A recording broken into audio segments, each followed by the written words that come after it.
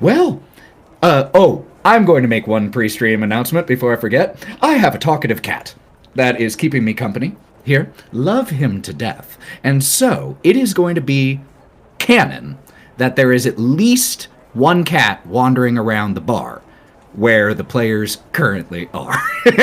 That's the justification. If you hear a cat, that's in-game. I'm pumping that in. It's dedication. All right, y'all.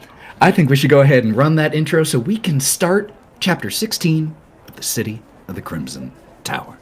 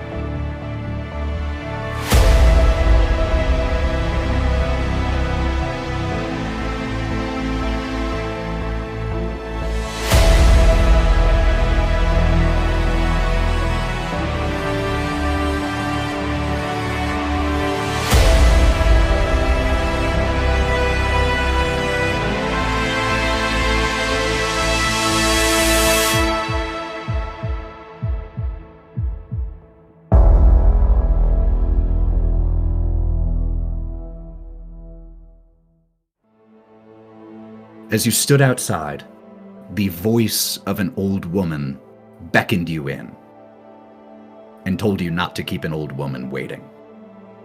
And she called you in by name. So, when we left off, you all had headed inside.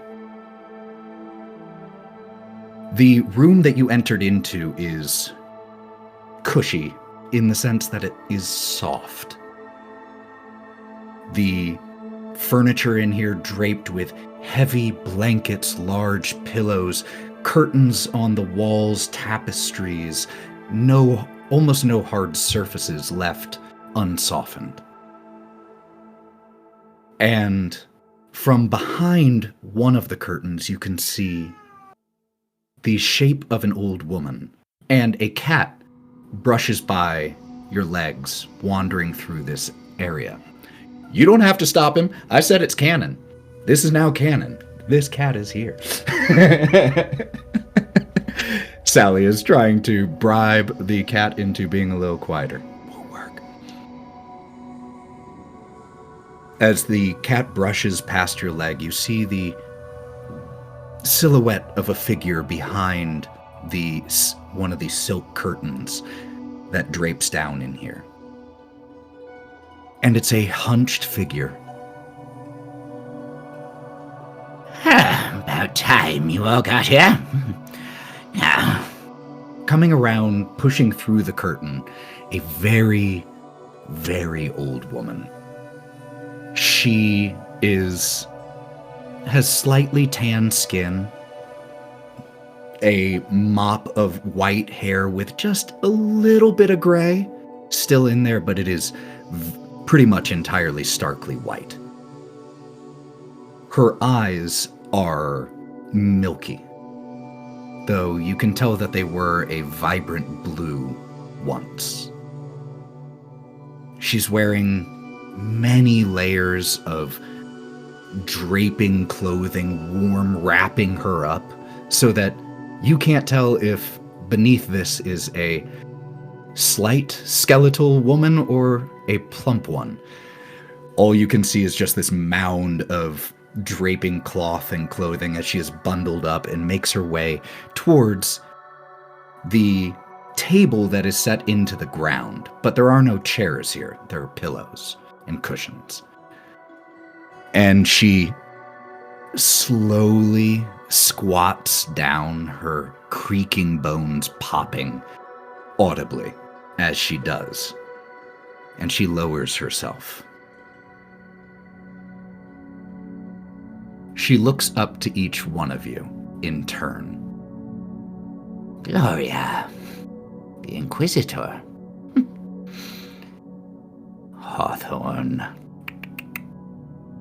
raconteur. Yes, I know. I know. Nyne. The enforcer? Brawk. And she looks at you with almost a look of pity on her face. The cynic. Karina? Mistress, eh? And Éabha. The returned.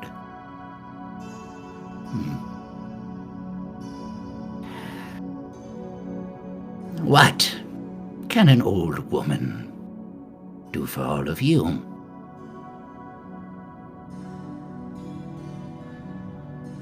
I mean, you were the one that asked us here through our dreams. Oh, and good. Then summoned us You to... actually got that. Whew. Yeah. Sometimes I reach out to people and they just dismiss it, never remember their dreams. Oh, good. Okay. So, what do you want with us? It's what I was asking. And she's gonna plop down on a cushion. She's still holding her little opium pipe and a lighter, but she hasn't lit it yet. She's just gonna sit cross-legged across from Miss Éabha. The lot of you. You stand on a precipice, the base of which you cannot even see.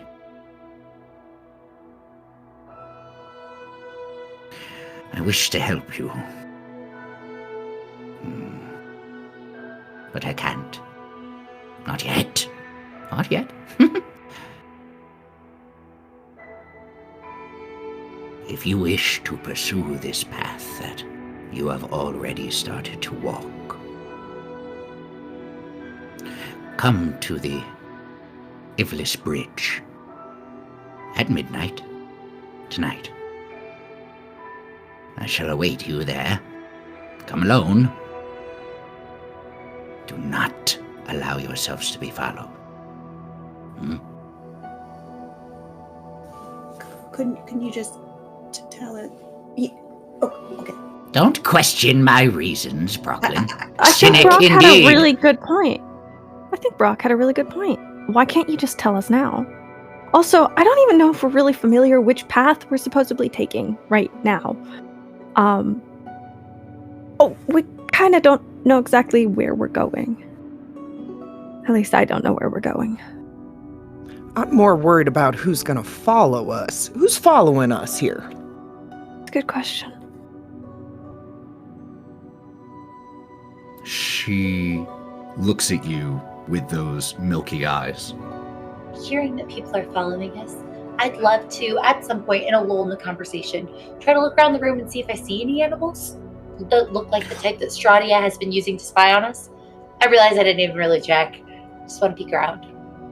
Other than the cat, which at this point has curled up around, like in the lap of Miss Éabha, you don't see any bats or rats or any other, certainly no wolves or anything like that, or large dogs in here. And as you are looking around, Gloria, the rest of you are asking these questions. Questions? Many questions. So many questions. If you want help from me, midnight tonight. And if you don't want it, Karina and Brawk, then don't show up. We do, just to I'll clarify, be there. when you say midnight tonight, that's technically the start of the next day. Are you wanting us to come a little bit before midnight? As you're saying this, she just looks at you, and you know that moment when a grandmother just hears you spouting BS and just looks at you, doesn't have to say anything, but it just inspires you to kind of, okay. But she just looks at you. The one in a few hours, Gloria. Great. Just making sure. And she cracks a cracked smile. Inquisitor. When you're right, you're right. Well, go! See you later. As you start to stand from the place where you sat down less than 2 minutes ago, after this very quick audience, as you start to stand up and head towards the curtain that acts as a door, Gloria, I'll say that you, because you were the one who was looking around, you notice that Miss Éabha, though she was starting to say something, stops and closes her eyes and becomes very still for a few seconds. And then they suddenly flash open wide. And when she speaks again, her voice is a low hiss. The candlelight that illuminates this space flickering across her silhouette. A shadow is approaching. A lone servant of darkness. They seek knowledge of your future, secrets that I am sworn never to reveal to any but their keepers. Do not look, children, nor rush to greet them if they learn of your true potentials. All may be lost. Do not reveal even that you know of their true nature, for the Master will know that I have told you, and her wrath will descend upon all of us.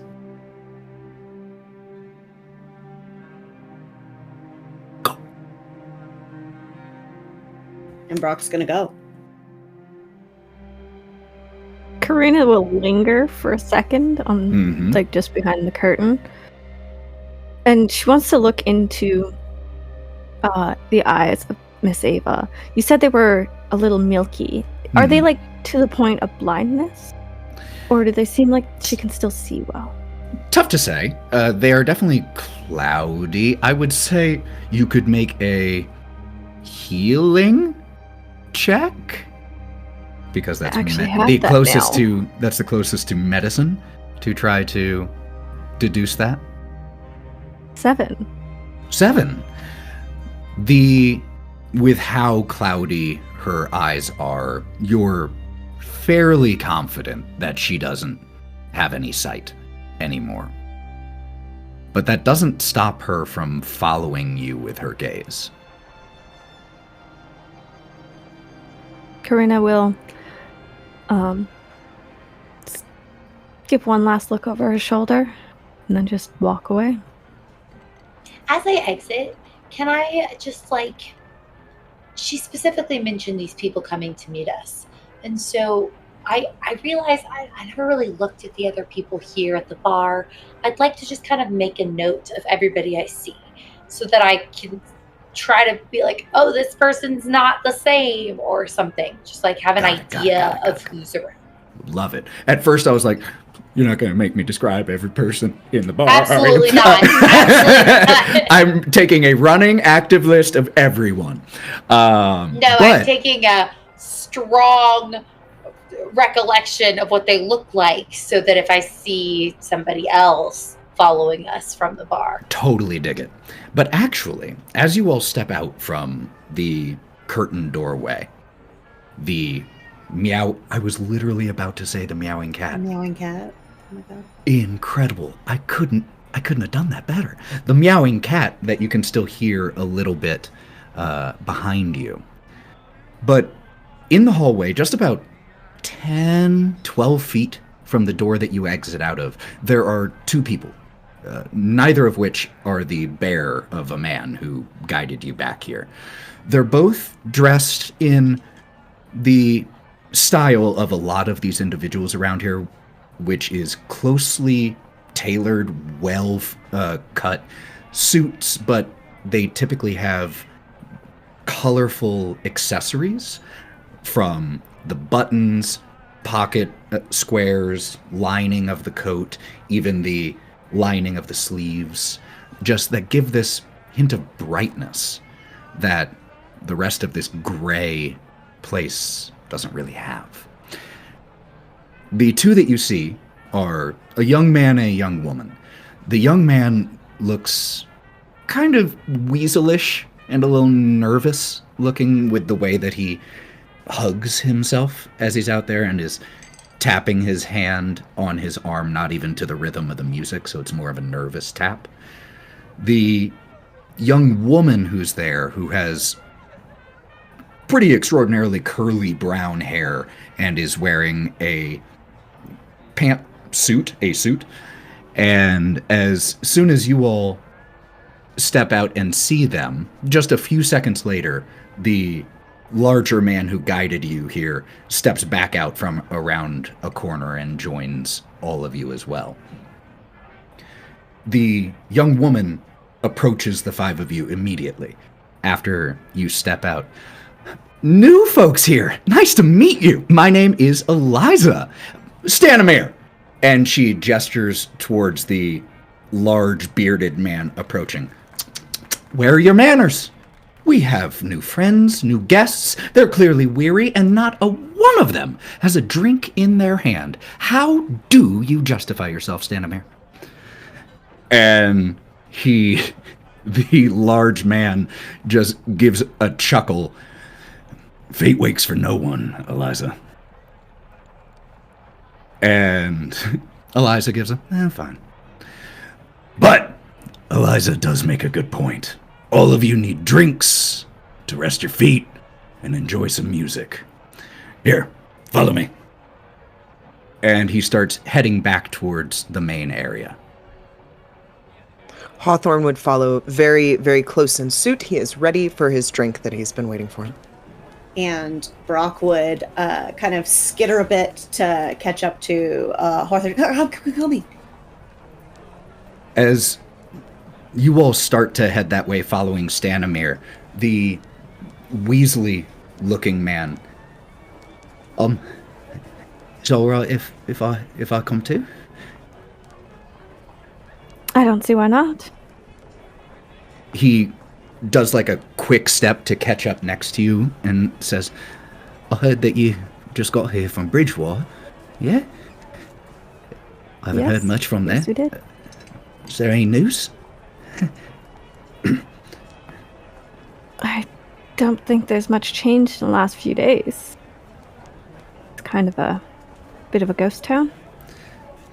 And he just kind of nervously nods and keeps walking along with your group. Is everyone heading that way? Nyne, you still have a watch, right? Yeah, I do. What time is it? Nyne takes out his watch, clicks it open. It is, at this point, God, when you left, it's about 4:30, 5. So we have like hours and hours until we have to be at the bridge. We also don't exactly know where the bridge is. Would you say that we have like 5 hours till we need to be there? Yeah, it looks to be like 5 o'clock right now. So, and that's a long ways For for the what other it's hand. worth, I know where the bridge is. That's the one that we went over? Right before we found... That we walked over. Oh, well, there you go.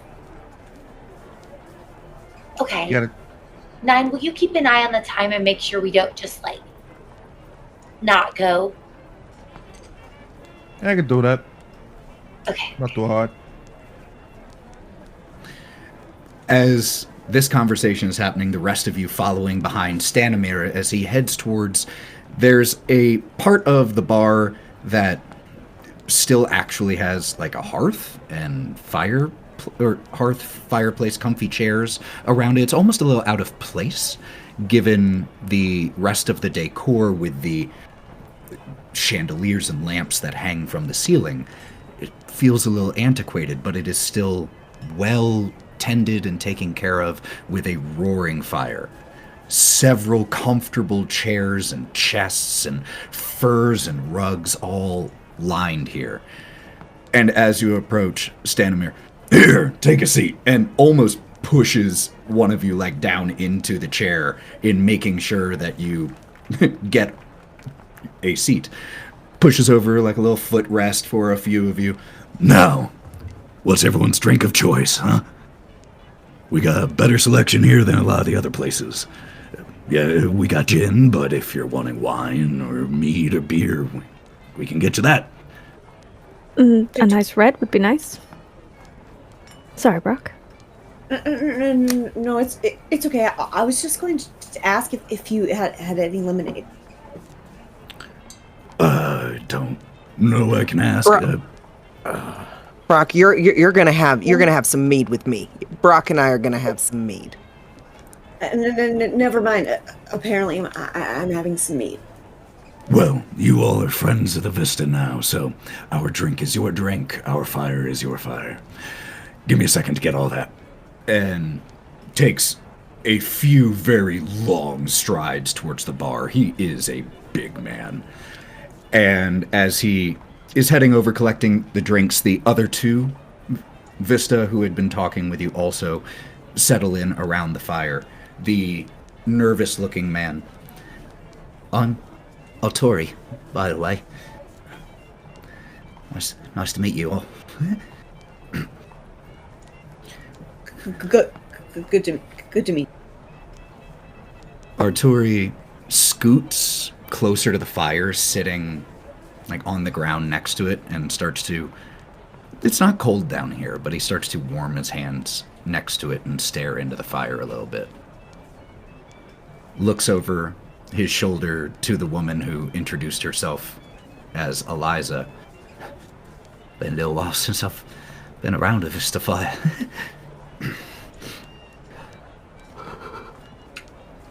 Are Nyne and I back over here by this point? Yeah, sure.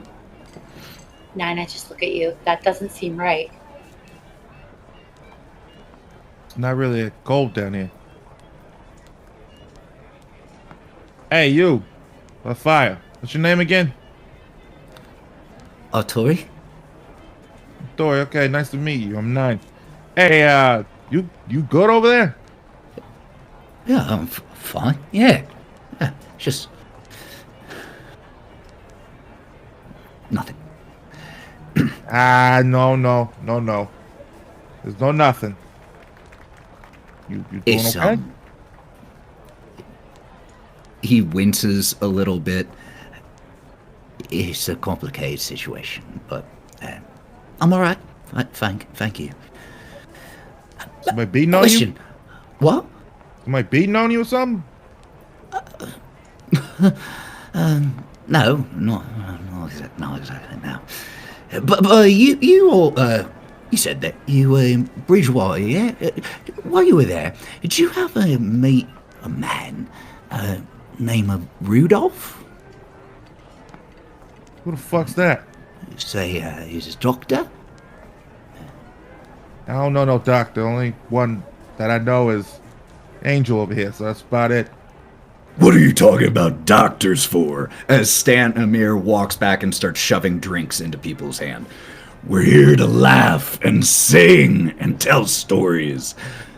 Speaking of, anyone else up for a game of stories? Looks around to the other two Vista. Absolutely. I could play. Hey, well, all right. Turns to the five of you. Oh, do you know how to play? Really, very simple game. We, Vista, pride ourselves on being storytellers. There's a lot of boring nights when you're traveling on the road. So, the game is simple. We each tell a story. Not just any story. A story that will pull at your heartstrings. That'll make you laugh or cry. This story can be true, false, or somewhere in between. You tell the story, and we all try to guess which. Person who guesses the most stories right wins. Not a very nuanced game, I'll admit. Do you mind if I take care of something first? Of course. You wouldn't be talking about leaving the bar, though, right now, would you? No, I was just gonna step away. Okay. For a minute. Just wanted to make sure that I can tell that most of you all are relatively new to the area, so traveling these streets at night, It's full dark. Best avoid it if you can. So, if you're going to be heading outside, please make sure you take someone with you. Actually, I was planning on going outside, yes. I mean, would one of you want to take me outside? And she's going to look towards Atori by the fire. And he starts looking back and forth as the phenomena of when the person speaking looks at one person for long enough, all the listeners' eyes end up going that direction. And suddenly Arturi finds himself with multiple sets of eyes on him. Well, sure, yeah. And you see as he checks a watch on his wrist. Yes, fine. All right, after you then. Wonderful. And she will lead the way outside. All She's right. just going to take a single step out the door to the side, and then she's just going to light her opium pipe. Okay. Then we'll jump back to you and Arturi out there in a second. As Karina does step away, though, the rest of you doing anything? And what drink did Nyne get? Because I don't think we heard Nyne or Gloria's. Nyne would have asked for the beer. Easily done. Gloria, what would you ask for? Do you have any hot tea? Oh, yeah, of course, no problem. Do you have a preference of styles? Green, black, fruity? A black tea would be perfect. Oh, yeah, no problem, got it. And you all are served your drinks. Stanimir watches the two leave, points the direction. She all right? Yeah, I just think she needed to step away for a second. What do you think, Nyne? She does that a lot. She'll be fine. She'll come back a lot more glassy-eyed when she comes back, so it'll be fine. She More relaxed. usually doesn't stay gone for long. Well, like I said, once she does get back, it's actually good timing for you all to be here. I think stew is almost done. So, if you all are all right with sharing our hospitality, it would, like I said, probably be best if you don't travel while it's full dark. We have rooms, we have places you can stay. They're not luxurious, but they're comfortable and they're safe. That's so thoughtful. I really appreciate that. You had me at stew, so I'm happy about that. Wait, so this game, once Karina comes back, can you tell? Do we go in order? What are the rules? Like, how is it determined who are you compared to us? Oh, no, not about comparison. And in terms of who goes in what order, and whoever wants to go next, no. We could roll a die for it, to figure it out if that's preferred. But no comparison. It's just about who guesses right the most times. It's not a complex game, just something to keep us entertained on the road. Wait, what kind of game can you play with dice? And you say that, and he gets his eyes go a little wide. Oh, I have so much to teach you. And he, pulls out a pouch of several dice. Okay, so this first game is called Liar's Dice. And we are going to cut outside. All right. So Karina's going to bring the pipe to her mouth and then after just taking a single drag on it, she's going to turn quickly, grab Atori's collar, and shove him against the wall. Ah! Whoa! What are you doing? We need honesty here, Atori. We need everyone to be open, like open books. Tell us about your condition. Tell me about your condition. And I will let you know if you can come back inside or not. I want you to make a check here. You can do any social check you would like for this that you think is fitting.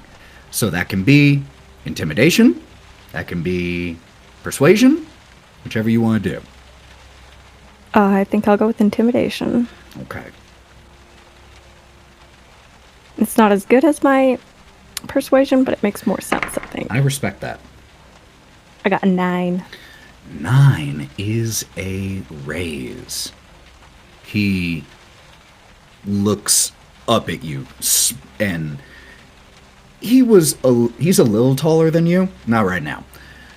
He is shrunk under your gaze.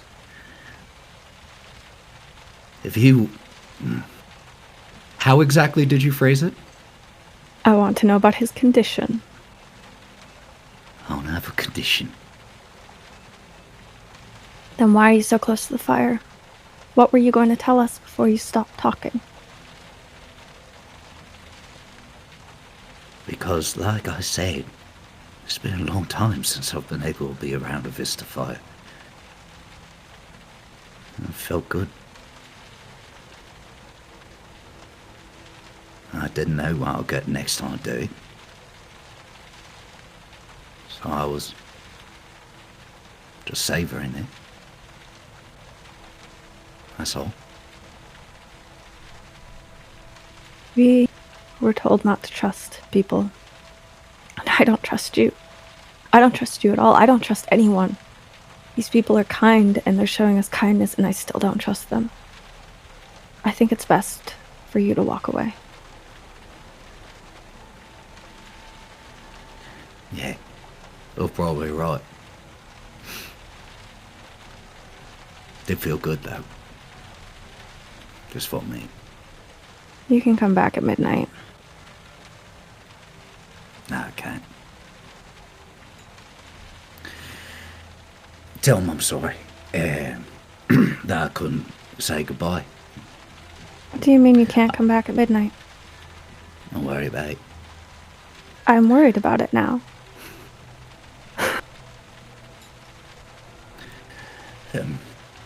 She's gonna drop him, like, let go of his, and take just a slight step back. Shame too. I had a really good story. Why can't you come back at midnight? Tell me something, and maybe I'll trust you. You are incredibly weaselly, and all you do is say these things that drop off. It's terrible. It makes people instantly not trust you. Tell me something so I can trust you. Then you can tell us your story. I'm not sure exactly what I could tell you that will make you trust me. What? What will make you trust me? Why you can't come back at midnight? Because if I do, and this place is in danger, and these people here are in danger, how's that? So if we leave at midnight, we're putting the place at danger. No. I am putting the place in danger if I'm here. Not you. Me. Why? Why won't you just be honest with me? I mean, I guess I didn't really... Okay, I do apologize for coming at you as I did. Yeah, it's not the best, like, opening salvo in, establishing a truthful, open relationship. Asking someone to come outside with you, slamming them against the wall. But I don't blame you for it, for what it's worth.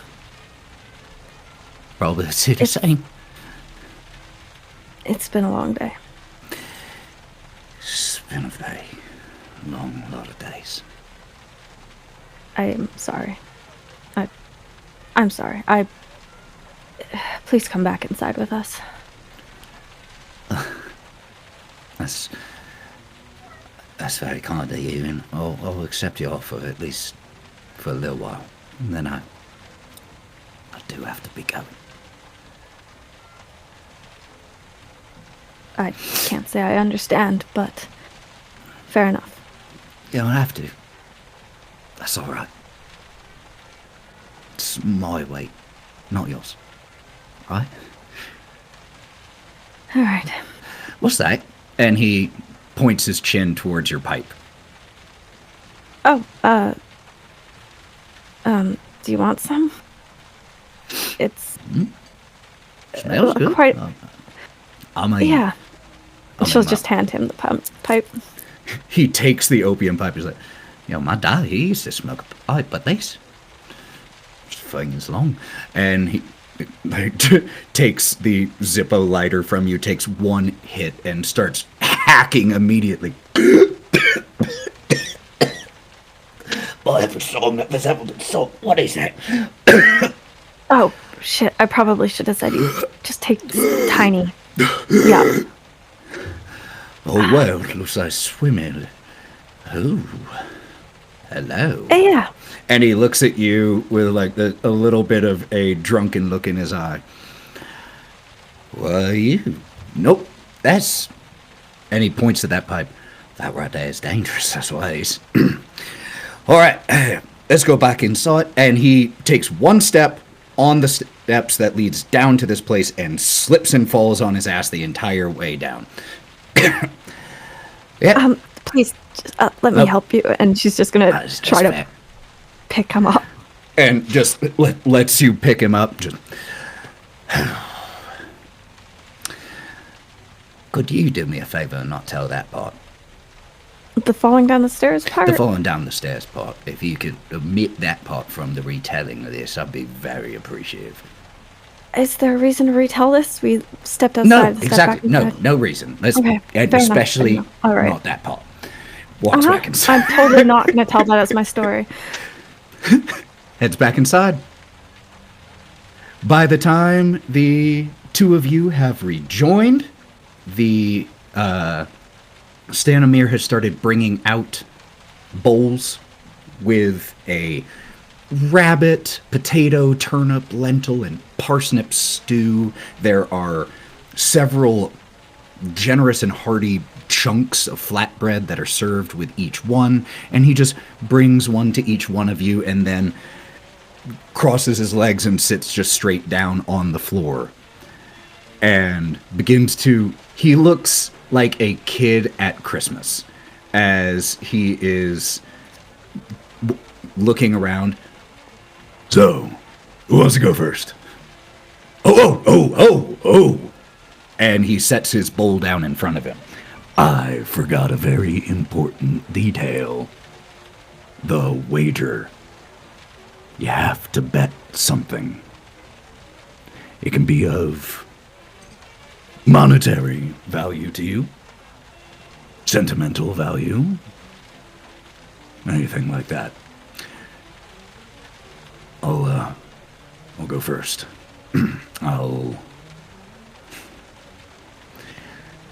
My wife was a lover of Taroka. I still have one of her decks. Hasn't really been touched, just been gathering dust. I think she would like it to be back out in the world. So, whoever wins, you can carry that part of her with you. Eliza.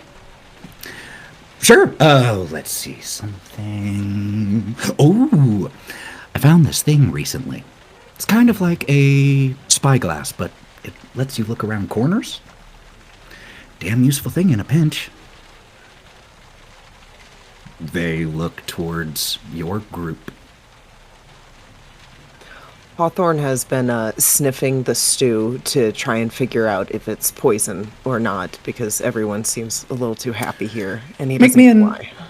Let's make a notice check for that. Okay.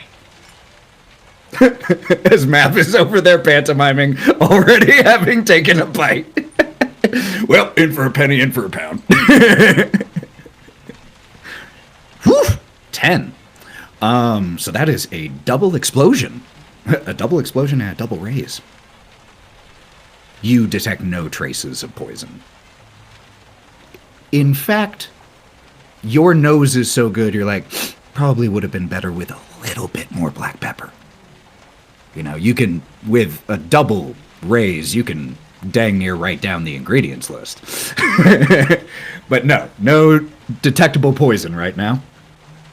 So Hawthorne will put his face, like, literally in it, not using a spoon because he's a minotaur, and he would just eat a little bit of it.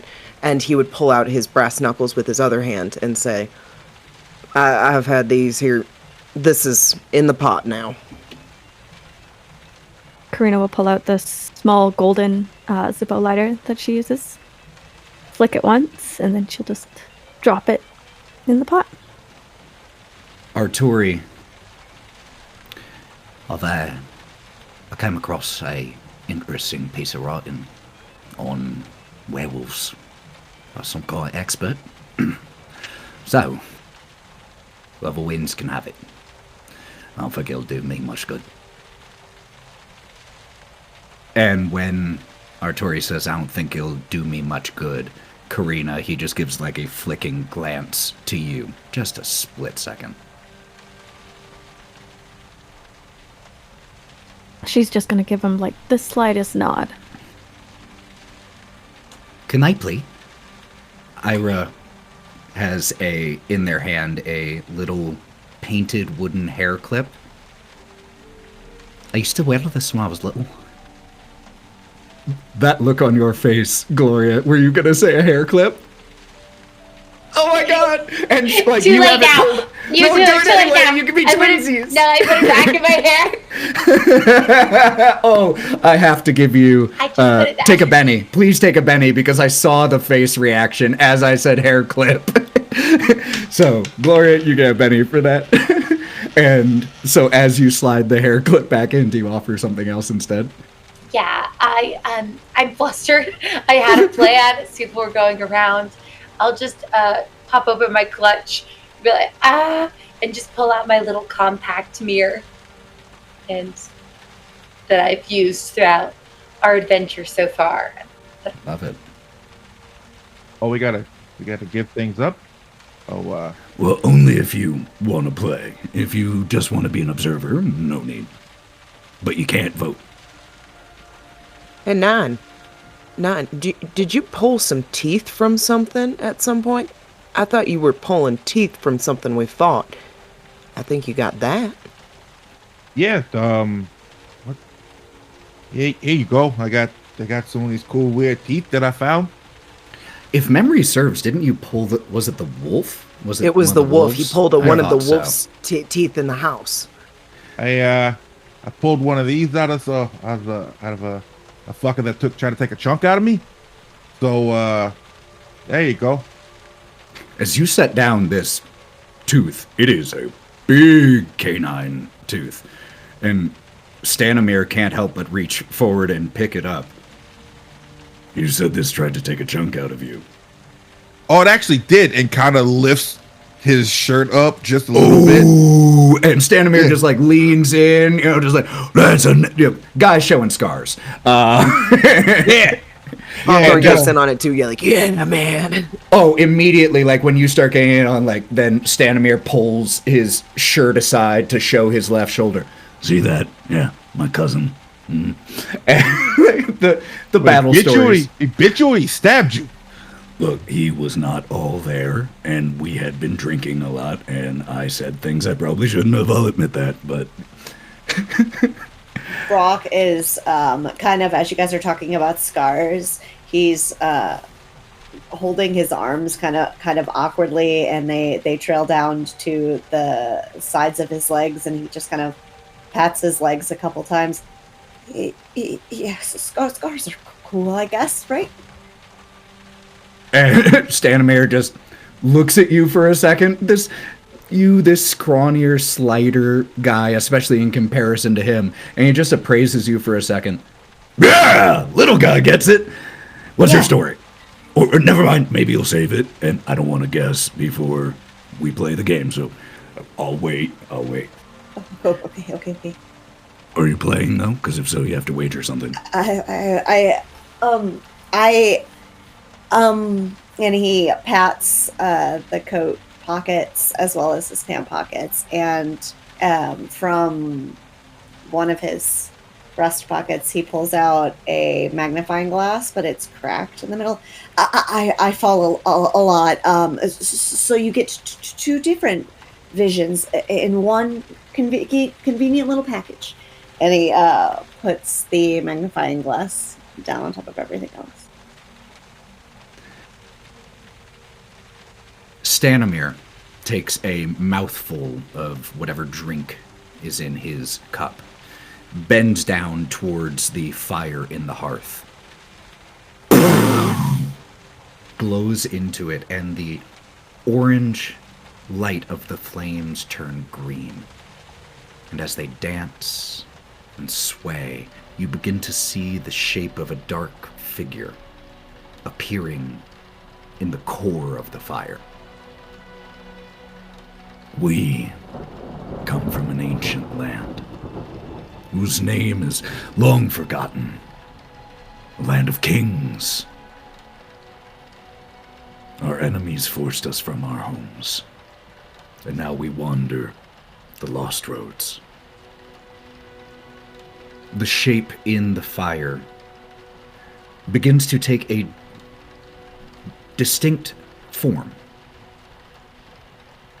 It's the shape of a figure being knocked from a horse as a spear pierces their side, blood spraying. Those of you who have the capacity for magics of any variety can roll me those relevant abilities, such as occult, alchemy, anything like that, at this moment, just to try to figure out how this is being done. 15. In occult. Okay. 5. 5. So you both succeed, but Gloria succeeds with 3 raises, if my math I'm is correct. really curious. I Yeah. just am staring at it. So both of you are able to identify that Stanimir is the alcohol that he spit into the fire did almost nothing other than cause the flames to just burn a little bit hotter for a second. The coloration and the shape, both of you catch his fingers as they dance and trace similar movement patterns to the figure in the fire. And both of you are able to tell he's using magic. Gloria, with your raise, you're able to tell that it's a type of illusion magic, harmless, but very effective for a storyteller.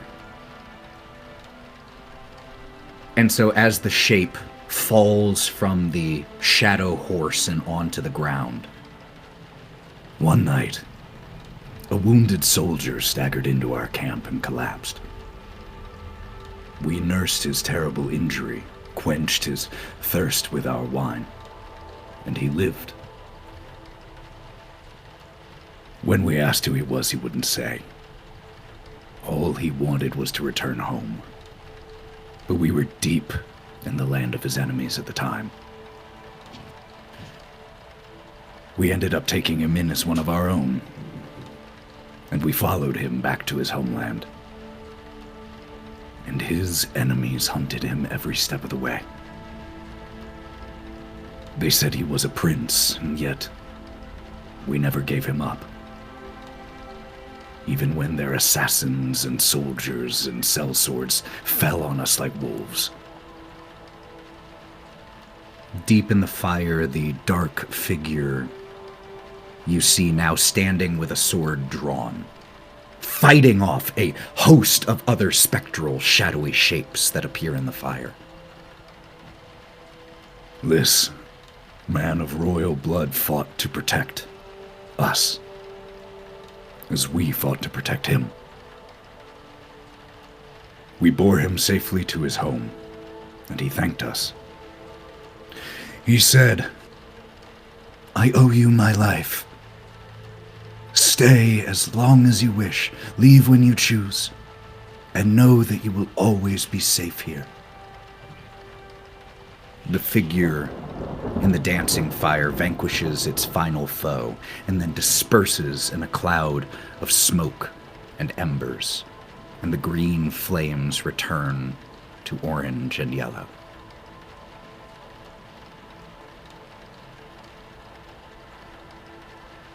And as it does, he turns back towards you all. He had been staring into the fire this whole time as he was telling this story.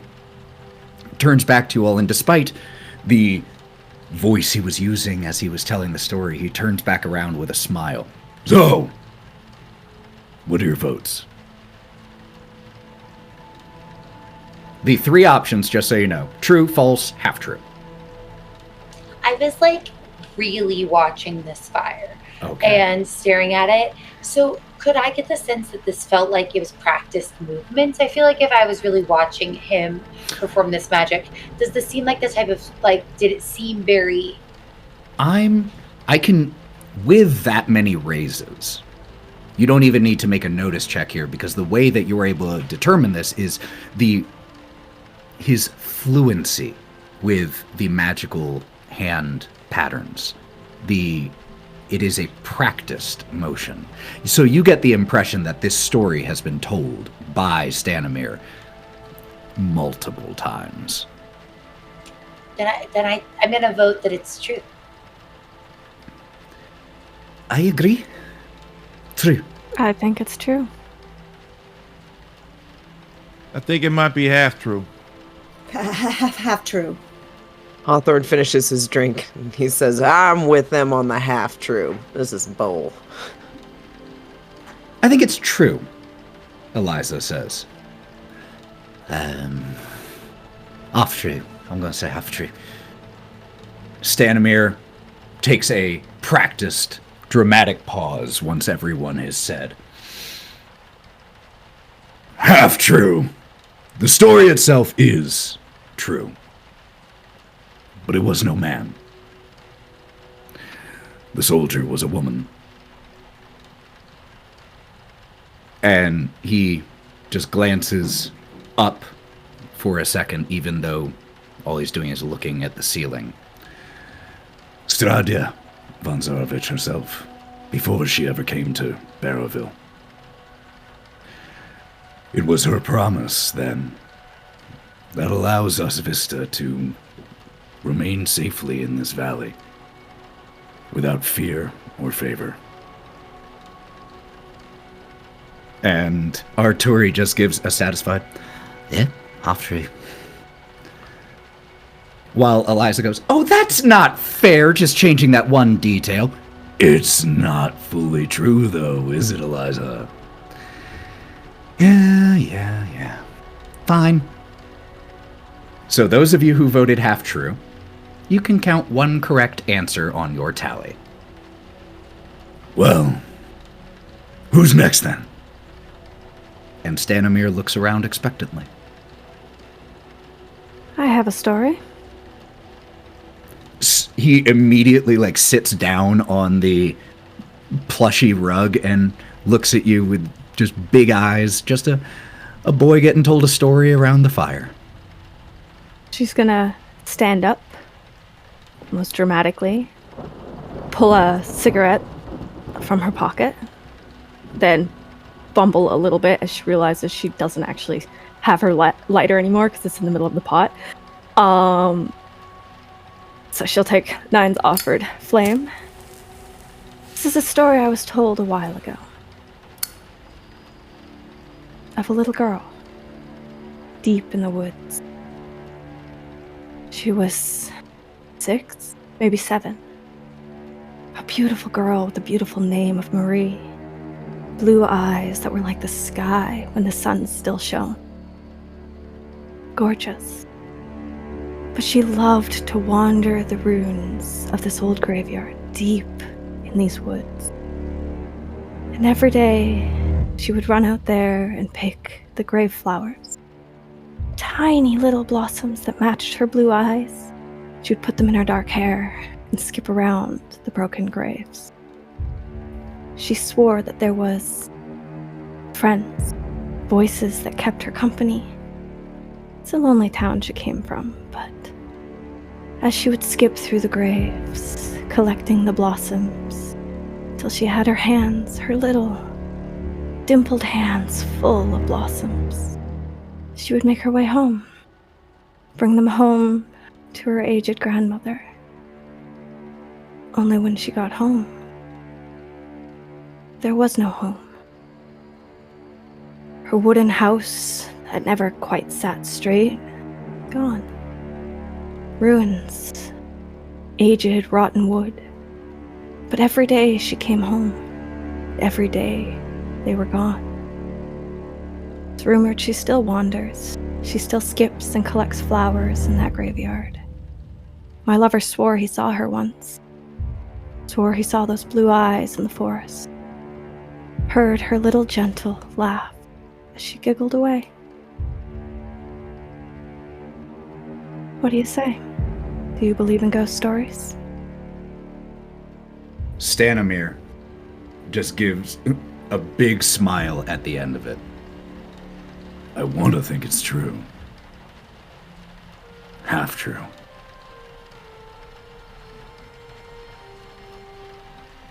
I'm gonna say false. Lover. I don't think that's what you would call him. I'm saying false too, Karina. I don't believe that. I gotta go with Zarlo in there too. So, false. I'm going to say it's true. That's what I was thinking, but now I'm not sure. I'm letting other people's votes impact me. I am easily swayed. Who hasn't cast their vote? Brawk? I'm skeptical. Though a beautiful story, though beautiful, I don't think it's true. I'll say half true again. Eliza chimes in. I'm sticking to true. Sticking to true. She's gonna just smile and open up the first page in her dream journal. And there's just a sketch of a 6 or 7-year-old girl, like the description of her girl, the person she was talking about. I don't know if this counts as half true, but I think it's all bullshit. And she'll just close the book and sit down. So I'm going to say that's going to count as false. So those of you who chose false, mark down another success. I knew it. Eat soup. You know I don't trust half the shit that comes out of your mouth anyway. I don't think you trust anything that comes out of my mouth, Nyne. I'm Take gonna a whisper bet. to Brawk. I think I might be too gullible. You are. They all sound true. Karina, I wasn't talking to you. You talk loud. It's okay. It's okay. I can read y'all like a book, and then Hawthorne's gonna hold up his glass to like get another drink, trying to get another drink. I didn't know if there's like a waiter who'd come around, or if he would have to get up and get one. At this point, actually, great point. So first of all, Karina, take a Benny for that story. By this time, in the bar, with dinner having been served and passed around, the music, which was lively and upbeat, has shifted as the evening has drawn on. It's quieter. There are a few Vista in here still, about 7 or 8, not counting yourselves. A few of them in a corner bar, just quiet, or corner booth, just quietly playing a violin. There are a few just hanging around, one who has passed out underneath a table, but has quieted down in here. So to go get a drink, actually at this point, you either need one of the Vista or to go behind the bar yourself and get it. Well, Hawthorne's gonna wave around and then just kind of give up. To be honest, he's gonna be like, Oh no! If you start waving, Stanimir immediately jumps to get it. Is it one again? more Same thing? mead. I need more More mead mead, here. absolutely. Yeah. Oh, And- thank you, Stanimir. Thank you. Just brings the bottle over and And then sets it Hawthorne will down. literally take the whole bottle. Not exactly what I meant, but hey, we've got extra, that's fine. But your guess. Eliza clears her throat. My turn?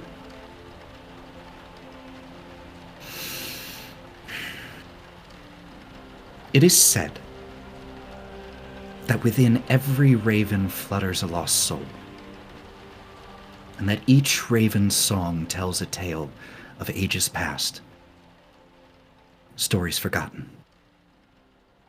They whisper, so listen close.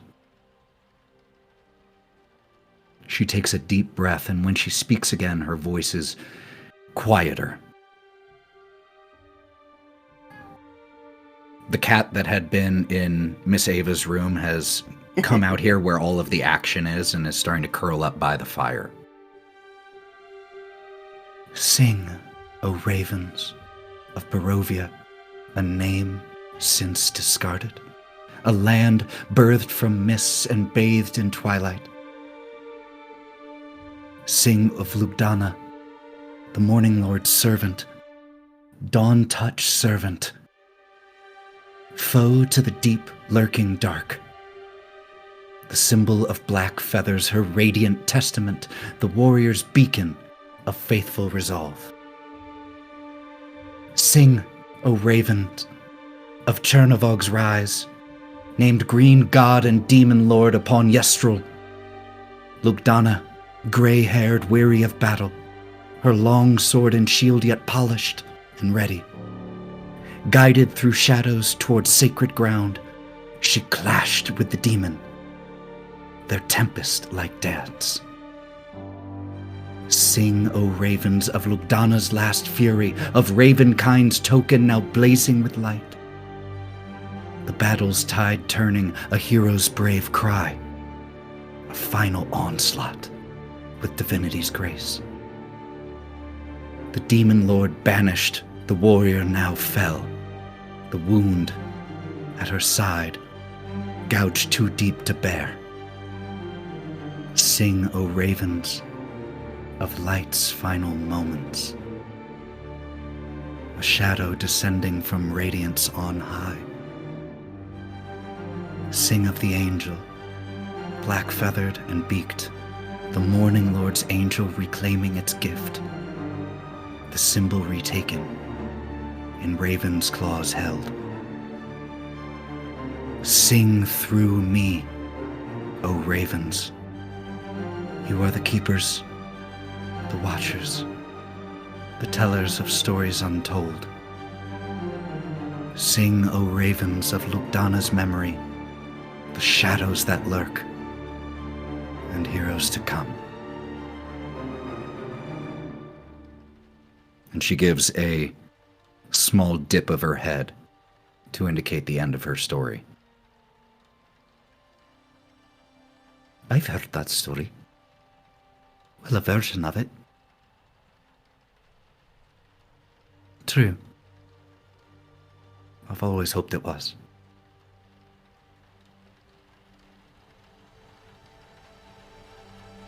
I'm going to say partially true because, I don't know for sure. I feel like birds, anyway, half true. I think I'll go with true. I like the sentiment. Half true. It seems like a story that's been told over and over. The details have to be muddled. False. Sounds like something that we want to believe. I hope I'm wrong. Hawthorne was like caught in almost like a stare because he's a little intoxicated, so he was just staring at her while she was saying the whole story. He comes out of it and he's like, well, this is a tough one because it sounds like something we want to believe, like you said, but it sounds like something that could also be true, especially in this world. And so he's gonna say true. I'll say true as well. Arturi votes. What about the last of you? I'm gonna go with true. I've seen weird things in this place, in this town, and where we at, and you know what? Gives a little bit of a hope. So, yeah, fuck it. True. Is that everybody? All right. Eliza, with less polished dramatic pause compared to Stanimir's, half true. The legend is, at least if it's to be believed, all of those details about Lugdana, true. But, and she chuckles, no one knows what happened to the holy symbol of black feathers after she fell, nor where it is today. So mostly true. Little bit of a lie, though. Do I get to pick who goes next? And she looks to Stanimir. Unless there's a volunteer. I'll go next. Kind of waves off Eliza, who seems almost a little put out that she wasn't able to assert some Oh, authority. sorry. Never mind. I will wait. No, Why don't no, go. You go. It's fine. So, there's a story where there once was a little boy. And this little boy was always really interested in birds. He'd watch them, observe them, keep an eye on them, and wish that he knew what they were saying, that he could understand the language of the birds. And then one day, he was playing along a riverbed when suddenly a large storm started to roll in. There are 4 little chicks, and, well, 3 little chicks and 1 mother. And the little boy saved them from the storm.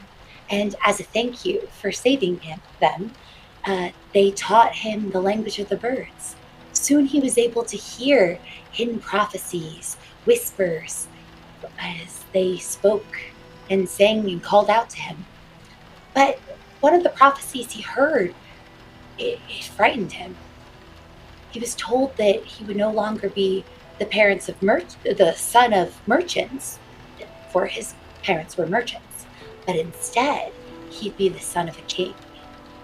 And this scared his dad probably more than it scared him. And soon his dad sent him away.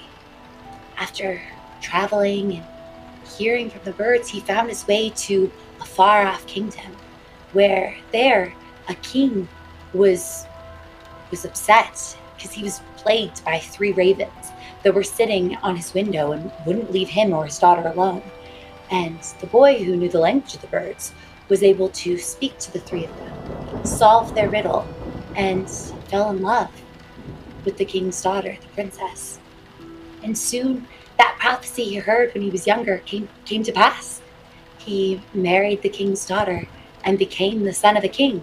But as he started to find his happily ever after and found love, one day he realized he heard a tweeting and the twittering of birds outside his window, and he couldn't understand him anymore. I think that's half true. I think there's truth buried in there, and a little bit of fantasy as well. You're a good storyteller, though. Agreed. So I'll go with true. Half true over here. False. Eliza I think it's false. says in a slightly annoyed voice. Karina will just glare at Eliza and then look back at Gloria. I agree with Eliza, but I don't agree with her tone. I think it was false, but it was a lovely story. I also believe it to be false, though beautiful, and I would love to hear more in this world. Nyne is awestruck right now at this point.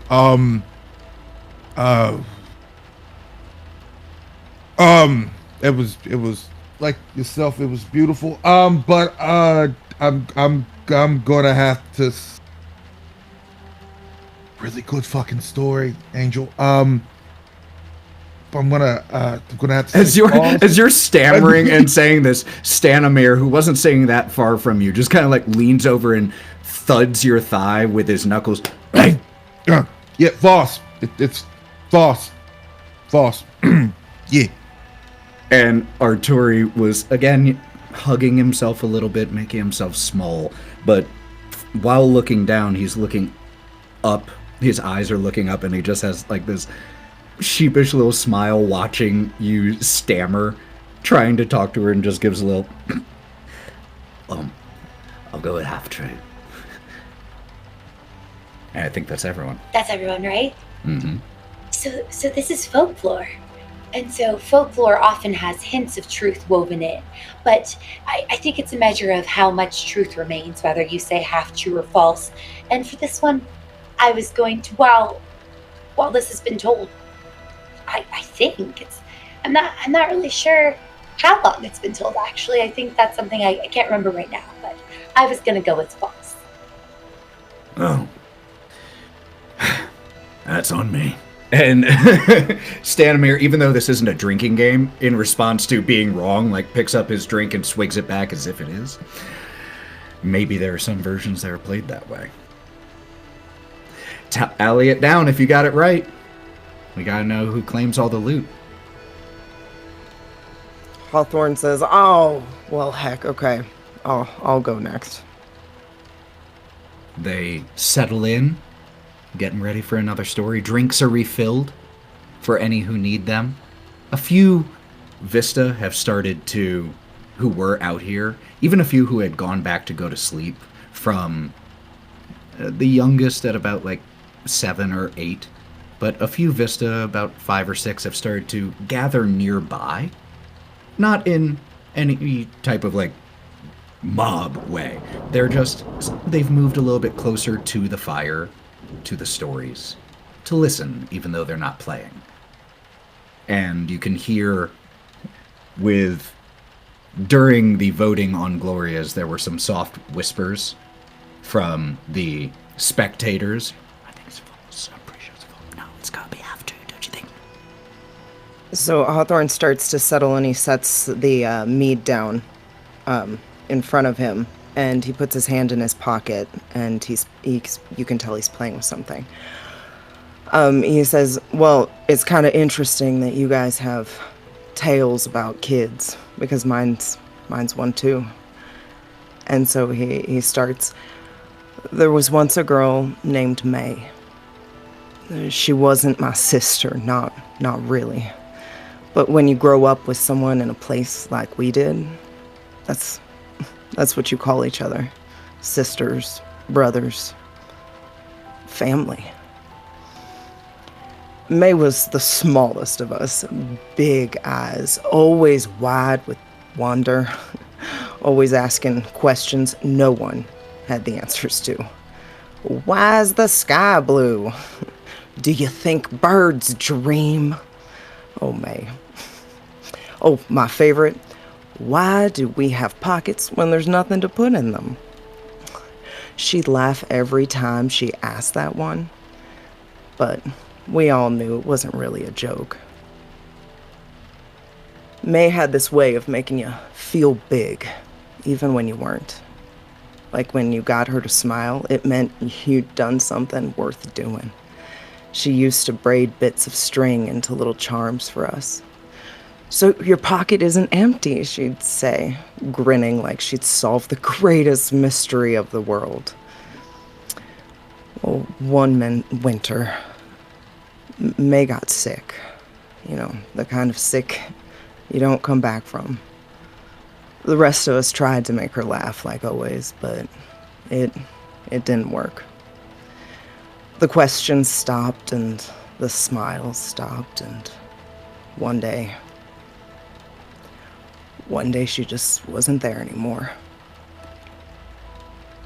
After May was gone, we found her little stash of string. Turns out she'd been making charms for us even when she was too weak to tie them properly. A whole pile of them tangled and unfinished. It was like she knew she wouldn't have time to finish them all, but she kept going anyway. This one, and Hawthorne pulls out the braided string from his pocket. This was hers. I don't know if she made it for me or someone else, but it doesn't matter. When I look at it, I remember her questions, her laugh, her way of making the world feel a little brighter, even when there wasn't much light to go around. I like to think May would have wanted me to keep asking questions and trying, even when the strings would get tangled. Maybe, if I'm lucky, to leave someone else's pockets a little less empty. And then he'll settle back in, put the charm into his pocket, and grab the mead and take another drink. Stanimir wipes around his eyes. If the story wasn't true, then I suspect you've at least felt something like it. True. I'd say true too. Might be my tenderness to children, but true. True. I'm also gonna say true. Half true. Ira looks at you. False? I think. I think half true. I think false. They all look at you expectantly after everyone has guessed, and again, a few of the family of Vista that have gathered around. You can hear a few sniffles from some of the older folk around. Do you think that's true, Mommy? Maybe. Let's see. Hawthorne, one tear rolls down the side of his face, and he pulls out the charm again and says, I think it's half true. I really hope it's true, but I know there's someone who made this for me, and I know it was a kid. I don't know more than that, but I can feel something bigger. So I'm saying half true. Stanimir stands and walks over to you, and even though you had grabbed the bottle, he delicately takes it from your hand and grabs the glass that had been provided, and he pours more into the glass, hands you the glass, pours some into his own, and silently raises a toast to you. He takes a drink, walks over to the hearth, and pours a tiny amount of the mead out onto the stones in front of the fire.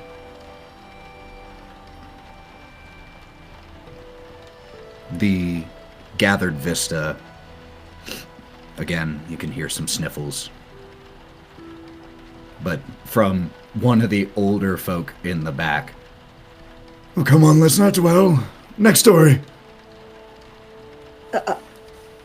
I think I can lighten the mood. My life is a series of embarrassing and oftentimes unfortunate events. And this is one such moment. Well, 7 hours of horror and delight intermingle. Anyway, I'm getting ahead of myself. I was staying with my great aunt, taking care of her. My mother's favorite in all the family. She had a mushroom garden out back. She loved to grow things. She loved working in her garden. One day, I came in from working in the garden with her, and there, on her stove, was a kettle. Ordinary kettle. I thought to myself, oh, I would love some tea.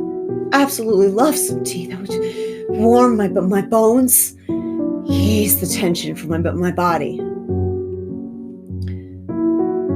Not an hour later, I started to see things.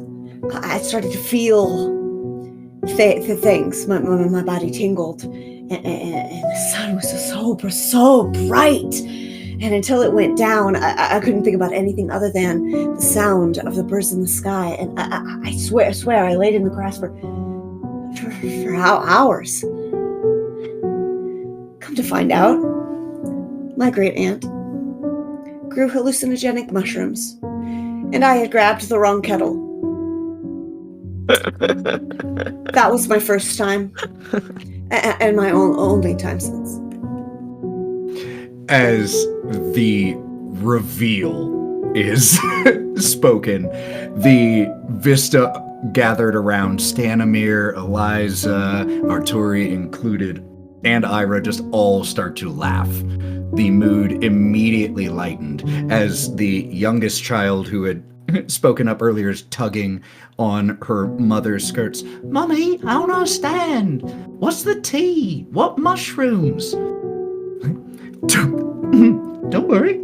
You'll probably find out when you're older. Not right now. Just mushrooms. Isn't that silly? Just drink the wrong tea. And the little kid, pacified with this bullshit explanation, oh, just laughs along with the joke even though she doesn't get it.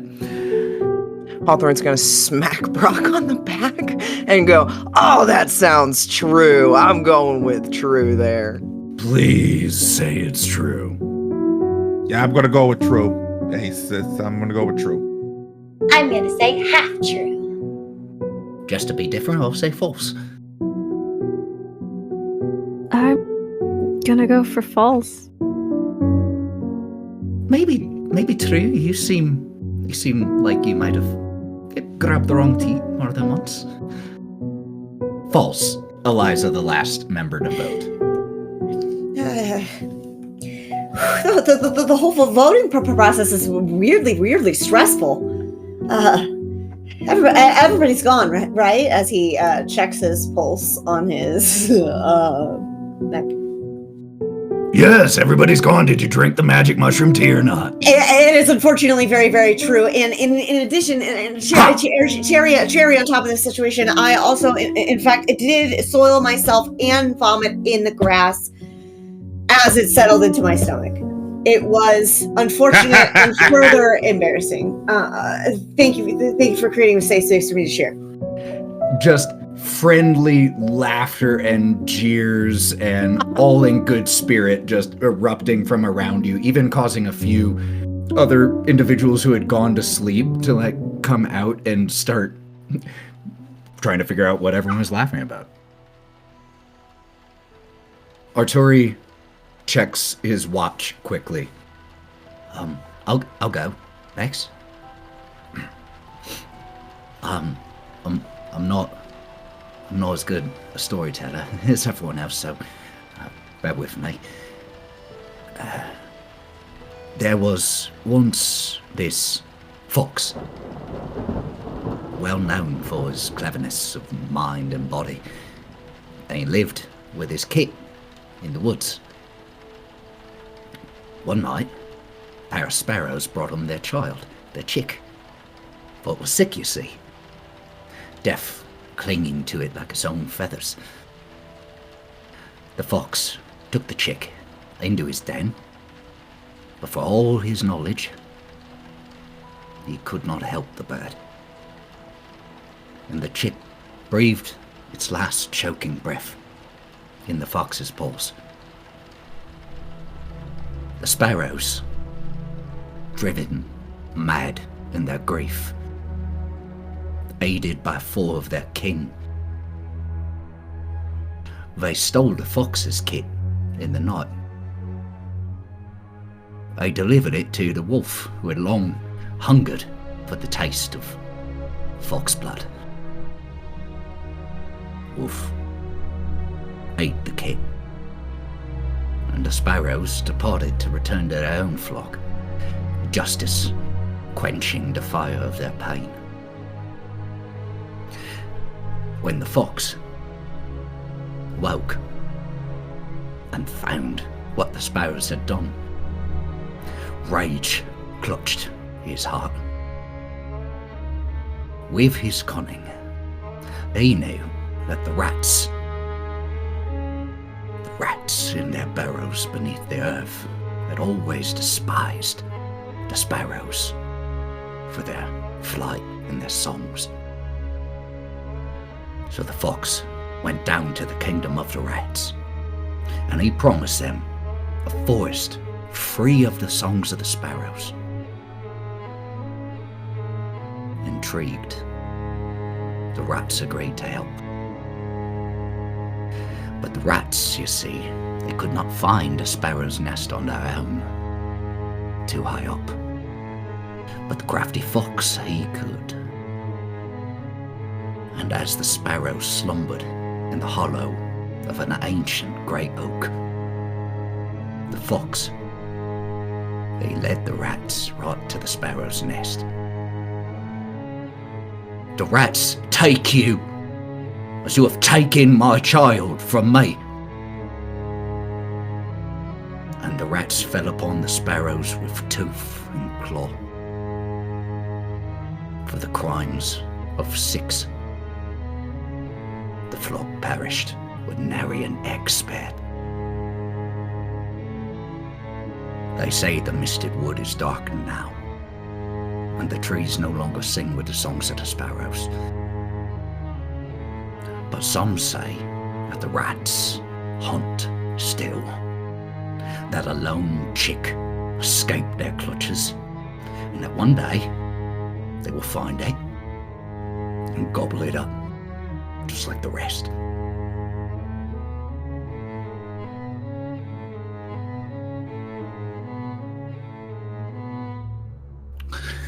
And he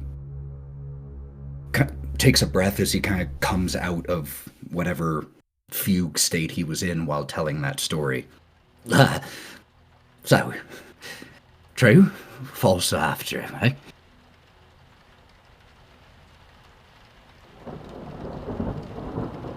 Half true? Gonna go with half true. False? It has to be false. I think half true. I think it wasn't about animals. I think it was about people. Yeah, I'm with Brawk on that one. That was a messed up story. That sounds too real. Half true. False? False. Eliza echoes very quickly after. And Stanimir, the last, I believe, to vote, looks at Arturi. True. Yeah. True. That's true.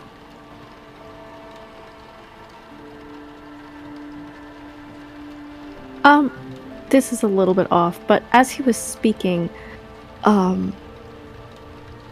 did his demeanor change at all when he mentioned the wolf?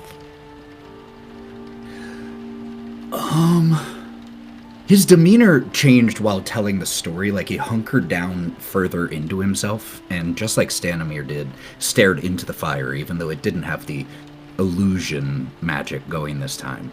I mean, when he talked about the wolf, he definitely sounded serious about it, but what type of demeanor change would you be looking for? Like any sort of slight changes, like maybe fear or uncomfort or just tiny. Make me a notice check. It'll be after the fact, but go ahead and make me that check. 11. 11? Yeah. Whether it be great storytelling or genuine response, Arturi did when he mentioned the wolf. Just stutter over the word a little bit. Alrighty. Not something most people would have picked up on, but you did. Well, who's... We only got, what, 2 left? Huh? Éabha and Nyne. And Éabha, realizing they are the other last one, looks at you. I'll go. Nyne sits up. Wait. What? Was it true? Did I miss that? Yeah. False. No, it's true. It's true. Oh. So those of you who said true, you can mark that down as a successful guess. If anyone wants to do anything after the truth, the veracity is revealed before the next story is told, you may, of course. Okay. Nyne will put his hand on Gloria's shoulder and say, it's okay. It's all right.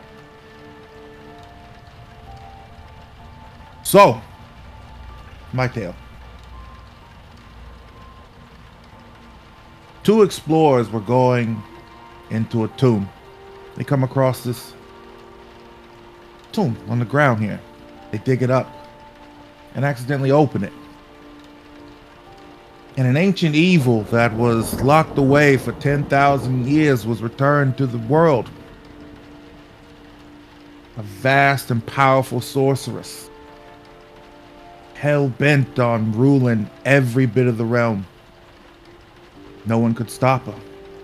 She could raise monsters from just the flick of her wrist, control legions of golem-like minions. But one day, there was someone that could stand up to her. That entity chose 6 warriors of light, chromatic light, mind you, imbued them with power to be able to stop her and all of her evil that was plagued the realm. Was it a hard fought fight?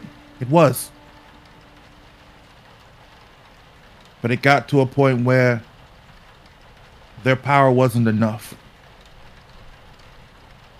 But by standing together, even without their abilities and their powers, they were able to defeat her and send her back again into the hole that she came out of forever. But they made a vow to protect the realm if any type of evil raises their head. And there you go. The Vista look at each other after you finish telling. A few of the onlookers, true. It's gotta be true.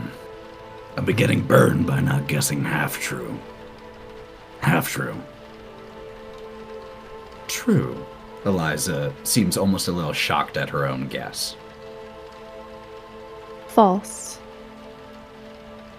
I'm guessing half true. Knowing the way you all play, it's probably going to be something like there were 5 of them.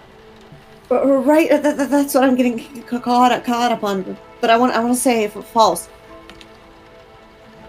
I'm gonna say true, but it feels too on the money, I mean. But, and he just holds up his hands and leans back. I'm gonna say true. Or Turi has failed to vote at this point, and Stanimir gives him a little nudge. What? Half true. Half true? You get the impression he was not paying attention to that story fully. False?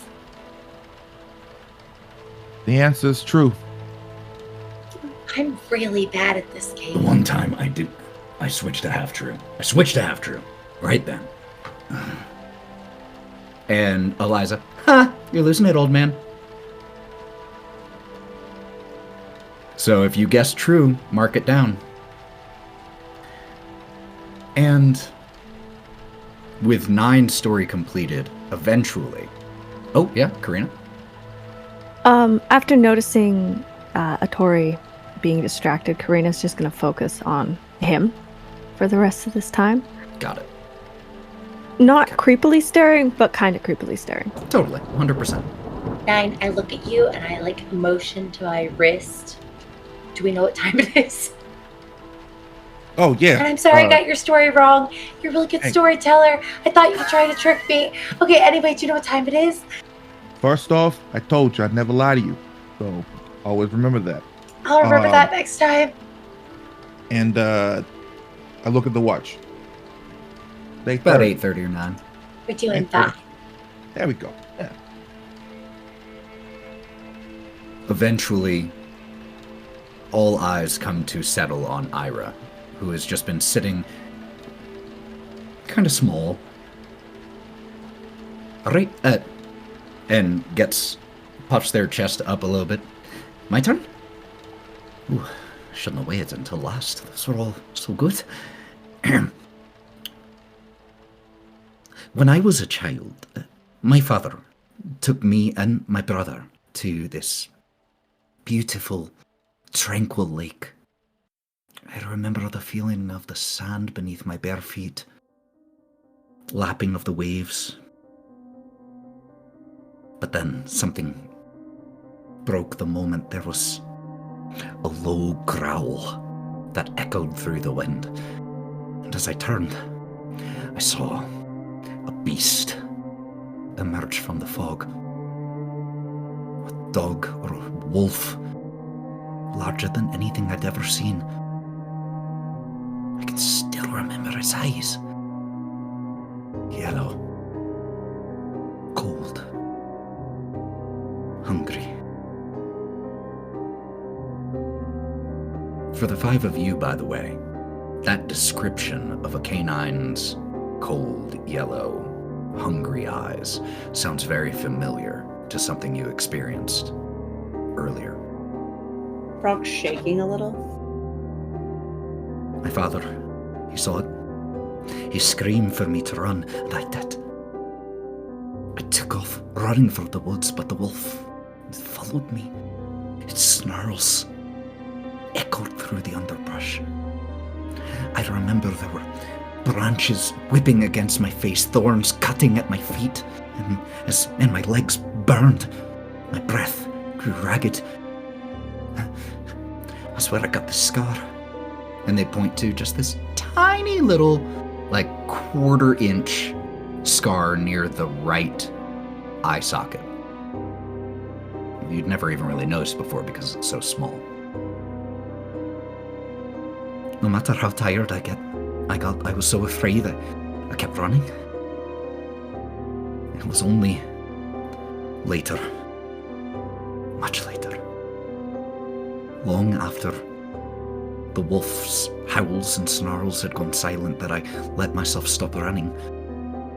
By then, though, the woods I was in, they were so strange, and I couldn't hear my father's shouts anymore.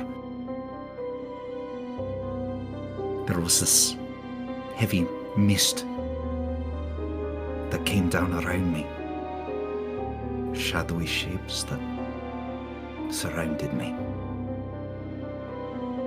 I stepped forward, one hand reaching towards the fog. And the wolf, made out of the mist itself, leapt forward, its jaws opened wide to devour me, and then everything went black.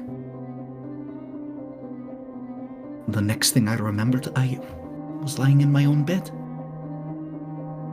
I could hear my father humming from the kitchen. I don't even know how I got there, what became of the wolf. But I can still remember its teeth, as clearly as ever. Made that, and just gestures with her chin a little bit towards where the fang that Nyne wagered is lying. Made that look like it came from a puppy.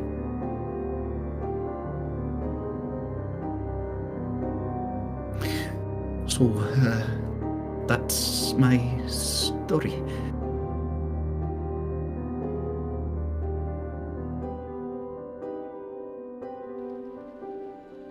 Karina is going to reach out and take Brawk's hand after she notices him shaking. He Sorry. is shocked. Sorry. Are you okay?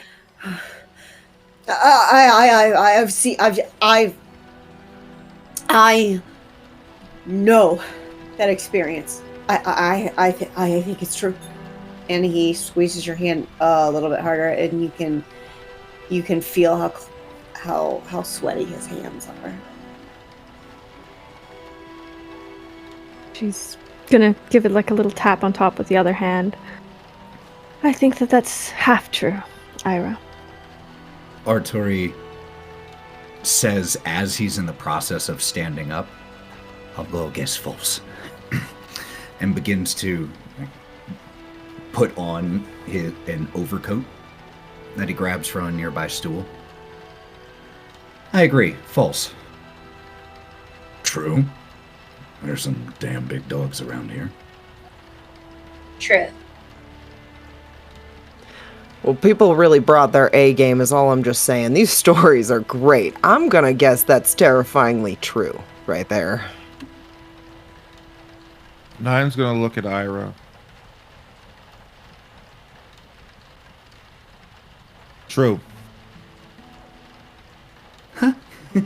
Got you. It's false. Damn! You did. It's a dream. It's just a dream that I've had. I don't even think there are any lakes near Bridgewater. You should have known that. Looks over at Stanimir, and Stanimir kind of reclines back a little, leaning onto someone else who was sitting down behind him, putting his hands behind his head. I still think that I was right when I said true. Many dreams have truth to them. I agree with Stanimir. I'm just saying. Sorry to leave right after the festivities, but it was a pleasure to meet all of you. And to the rest of the Vista who are still there, Thank you. Thank you all for letting me share your fire. I'll walk you to the door. You're not gonna stay? No, I can't. I've been selfish, even staying as long as I have. What does that even mean? Well, why do you have to go? Did you say not to leave? he gives you a sad smile. I'm a liability every hour I stay here. Let me just thank you for letting me stay and leave. Don't make it complicated. All right. Dude, well, hope to see you soon or later down the road. Hawthorne's gonna stand up, put his arm around him in a friendly way, and go, "Hey man, don't you want to tell us just one more story? I mean, you seem like you got this story that you just want to get off your chest here." Karina is going to put her hand on Hawthorne's shoulder. I think we've had enough stories for tonight. Let the man go. Thank you. Thank you all. Sincerely. Be safe out there. I know you all will be. Gives a grin over to the Vista, a few of whom raise glasses to him or come to shake his hand. Heads to the door. Do you want any more? And she's just going to kind of like gesture to the pipe before he leaves. He looks at it with just the smallest amount of visible temptation. No, I don't think that's a good idea. You all have been very kind to me. And he reaches down, because you stopped him before he got outside, he reaches down and he scratches the ears of the bar cat. Watch out for rats. And as he opens the door and walks out into the rainy, dark night, leaving you all here in the bar and billiard hall, that's where we'll close tonight's episode.